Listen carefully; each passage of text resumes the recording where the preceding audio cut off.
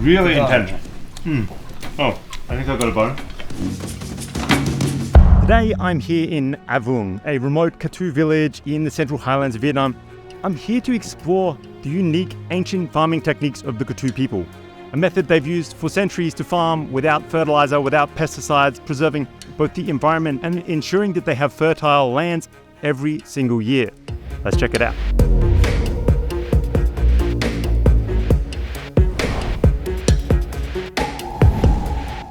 The Katu people embrace the art of shifting cultivation, a delicate balance with the land where they slash and burn the vegetation to make way for their crops. They farm the cleared lands until the soil loses its fertility, and then they simply move on. Historically, they allowed nature to reclaim and restore those abandoned lands. Nowadays, however, they speed up the process by replanting the abandoned plots with acacia tree, a practice that accelerates the process of regeneration and reforestation by boosting fertility through increasing the nitrogen and carbon contents of the soil. And when the earth is ripe, once again, the Katu return to old plots and start a brand new farming cycle.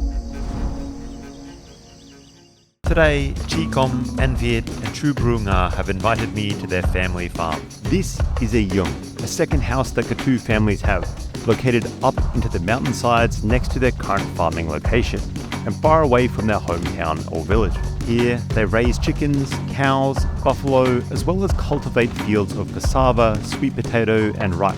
I want to delve into this shifting cultivation and understand the practices and beliefs that drive their farming methods. As a highly ritualistic people, I'm curious to understand the guiding principles behind the Katu's agricultural approach and how they believe they can best grow food for their families. But first, we feast. Okay, I'm going to try a little bit of the actual frog now. Today's meal features frog and chicken. Frogs are a staple of the Katu diet, harvested during rainfall.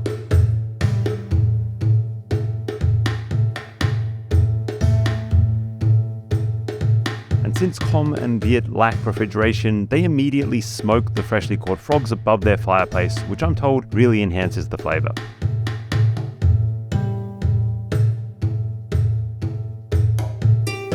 After smoking overnight, the frog is then shredded, and Viet gathers a local herb that we find around the farm. Right now, we prepped 2 fires. Frogs are already dried, ready to be put inside a stew. And we have picked jungle herbs from this same mountainside we are standing on now. This meal is getting kind of interesting.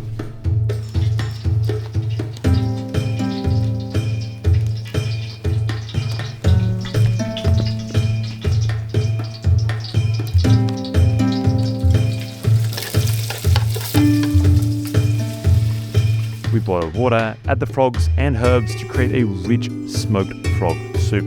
Meanwhile, the chicken is dispatched, cleaned, gutted and butterflied.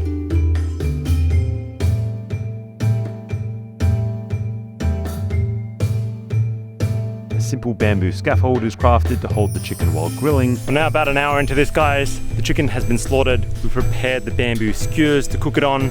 Fires are raging. This meal's gonna be good. And this place really is just magic. I love the natural stream, the sound here, the buffalo that are just wandering around. The fact that everything here is pretty natural. There's no electricity, there's cell phone reception. That's a plus. Let's get to this meal. And to complement the dish, we prepare a dipping sauce of lime leaves, chili, salt, and mash it together in a mortar. Lastly, we sauce some edible tree leaves for wrapping the chicken, and the meal is ready to eat. And Viet, Chu Nga, thank you very much for having me here in this beautiful home. I'm pretty excited here. What we have is some sort of, they call it gadi ball, like a local variety of Katu chicken here. And what I'm most excited about, I have to admit, is this frog. It's like a frog soup almost that they've stewed here with local herbs that they've just found on the mountainside. It's pretty interesting stuff. Let's get to it. What should we try first? Ăn thử đi trước này. Mời anh. Mời. Okay, come on. Okay. So right now, Chu Nga's just loading me up. We have a little bit of frog, some of this herb. Do we know what type of herb this is? Rau má. Rau má? Huh. I don't know what that is. There you go.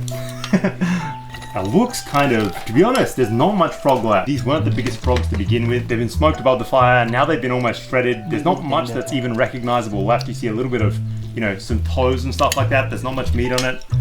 see how we go. These guys are already digging in. Huh. Kind of tastes exactly like you think it would taste. It's very smoky. Most of what you taste is the smoke, not the frog. It's got a real bitter taste to it. I wonder if the bitterness is the rau. Hey, Dang. Đang ăn ngon. Dang. Đang ăn ngon. So they said like, yeah, it's bitter, but that's what makes it taste good. And I mean, yeah, it is. It's kind of like a bitter froggy soup. Okay, I'm gonna try a little bit of the actual frog now. Này, ăn cái đây này. Ăn cho cái đó, ăn ngon. Cuốn với cái này. Ăn ngon.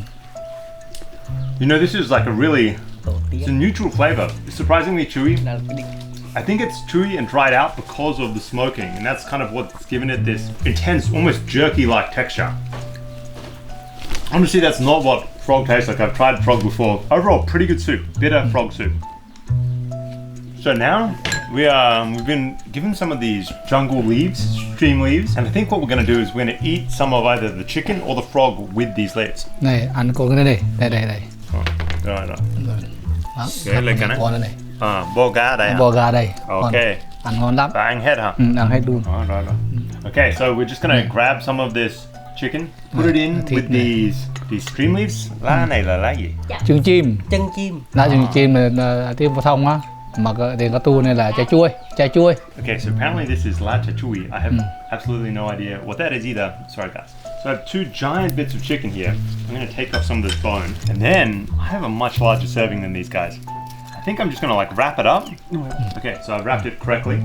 Quite nice and tight. Then what we're going to do is we're going to dip it in some of this like incredibly spicy looking salt mix. Do you not like it? Oh my god. That is intense flavors. Really intense. Oh, I think I got a bone. The leaf has almost like a lime tree, lemon tree leaf flavor. If you've ever sort of tried some of that. And I've got to admit, it sort of dominates everything else. Even the salt, even the spice. I barely tasted anything else other than leaf. You know, it's funny, it's not the kind of leaf that you would expect to be edible. I'd walk right past this in the jungle, that's for sure. It doesn't taste like salad at all. Just has a little bit of that lime leaf flavor. Okay, so I want one more piece of chicken. I'm just gonna eat it straight. I'm gonna dip right in this.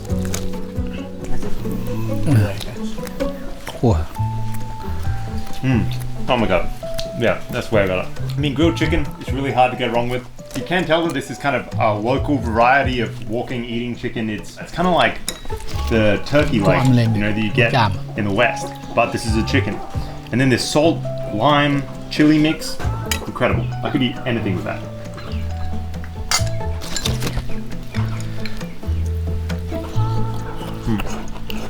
No. After trying Katu cuisine, the conversation turns to Katu farming methods and the surrounding beliefs. This is a beautiful place you have here. Why have you built the separate house out here in the jungle away from town? Nói chung là thứ nhất là khí hậu, thứ hai là chăn nuôi là dễ hơn cho mình, không bị bệnh dịch.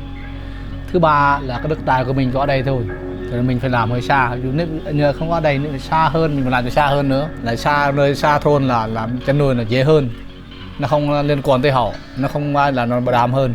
Bảo vệ khu của mình, bảo vệ cho mình cho an toàn, mà dịch bệnh cho an toàn về nói chung là xe cộ của họ, nó rất quan trọng về đường xa. Đó là ý tưởng mỗi cá nhân của người, đó ý tưởng của mình như thế. When did you build this house here? Làm cái nhà này mất 4 năm này.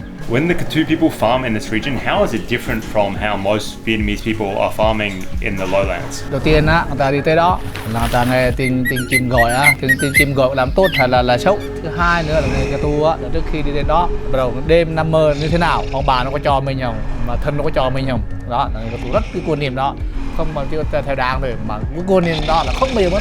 Thứ ba nữa là người Katu như cái vùng đó thì trước khi làm người ta cũng phải xin cái quan niệm người Katu thì ở rừng ở đó họ đất nào thì mình phụ thuộc theo làm cho nó, chứ không là không được, người ta rồi ông già thì không được. So how do you recognize then the good bird versus the bad bird?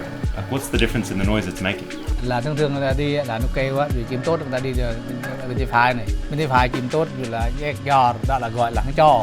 Bên trái trước á là có nghĩa là thân không trò, bất cứ người Katu gọi quan niệm người Katu.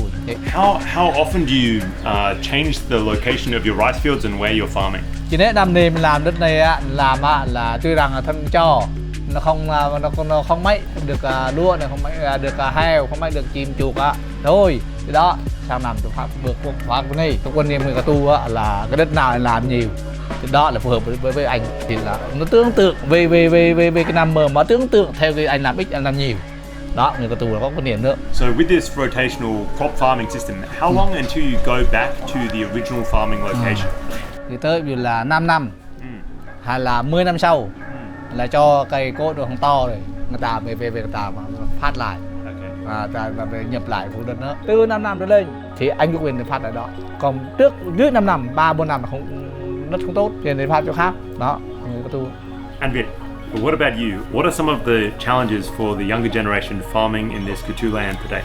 Chưa thêm dễ hơn với so hồi xưa là các con cháu là đồi keo hết rồi, tự trồng hết keo rồi, là mình dễ mình canh tác là chỉ có việc keo thôi, là không giống như hồi xưa phải phá rừng cũng làm rẫy, bây giờ là rẫy đang có hết sẵn rồi. That's really interesting to know. Thank you guys. This was a really amazing meal, and it was great to hear a lot about how the Katu farm so differently than anywhere else in Vietnam that I've seen. Thank you. The Katu people's way of life has a special rhythm that has developed over generations. Shifting cultivation, as you've seen, is not just a farming technique, it's a celebration of their identity, and it's very much core to their culture. In a world that is hungry for farmable land, the Katu have created their own space, preserving old traditions and keeping their heritage alive. As Vietnam rapidly modernizes, it's this farming technique that grounds the Katu culture and helps keep it distinct, helping them maintain their unique identity. This rhythm continues as they plant, harvest and care for a distinct farming system. It sets the stage for the Katu everyday life of hunting, fishing, gathering and raising animals. It's a beautiful, essential cycle of self-sufficiency. Thank you very much for this one, guys. It's about to rain, so I'm going to get the hell out of here. This has been the At Tung village and the farming of the Katu people. Hopefully you enjoyed. The frog, it was kind of bitter. Goodbye.